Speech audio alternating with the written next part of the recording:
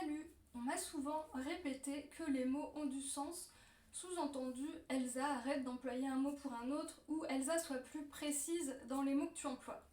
Est-ce que toi aussi tu as entendu cette expression les mots ont du sens durant ton enfance notamment? Et oui, c'est indéniable, les mots ont du sens et oui, le manque de clarté peut créer d'énormes malentendus. Et du coup c'est normal d'inciter les enfants à chercher à exprimer plus justement leurs pensées. Mais tout ça, ça fait vraiment peser une enclume sur le choix des mots. Et c'est souvent ce qui ressort, le côté enclume, quand on commence à écrire pour son business.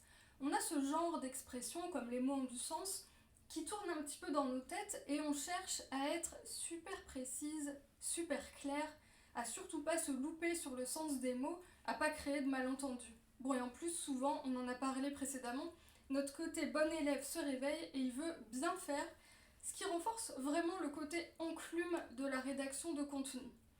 Et du coup, la rédaction de contenu, ça devient pas drôle, ça devient chiant même.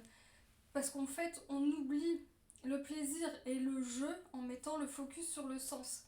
Et j'ai envie de dire le sens et sur la peur aussi de pas être comprise. Le souci, et ça t'a vraiment pas échappé, c'est qu'il y a pas mal de contenu à produire quand tu développes un business en ligne.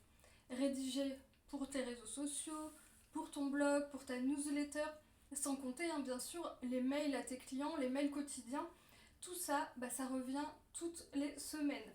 Et quand tu t'appliques à écrire de façon entre guillemets professionnelle, avec des mots qui ont du sens, tu as tendance à gommer le caractère unique de ta propre expression.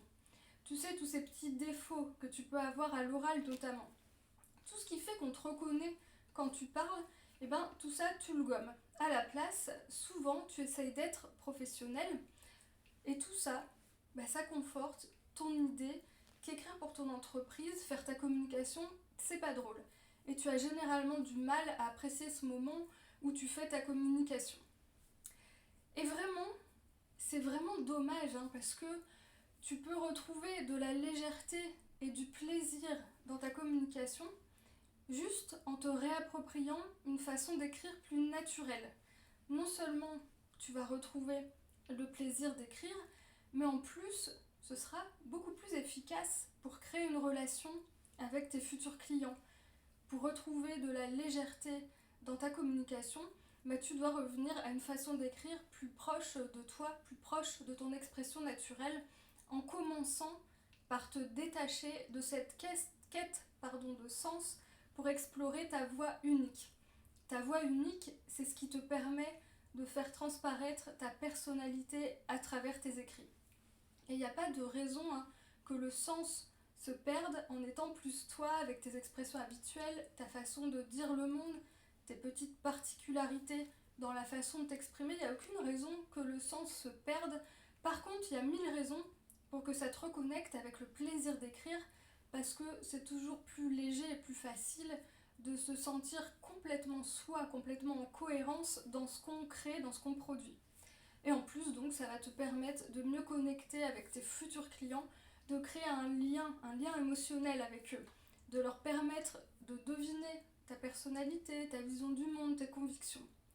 Si tu as envie d'écrire de cette façon un petit peu plus personnelle, d'exprimer un peu plus ta sensibilité à travers tes écrits, c'est vraiment pour toi que j'ai créé la mini-formation Explore ta voix unique.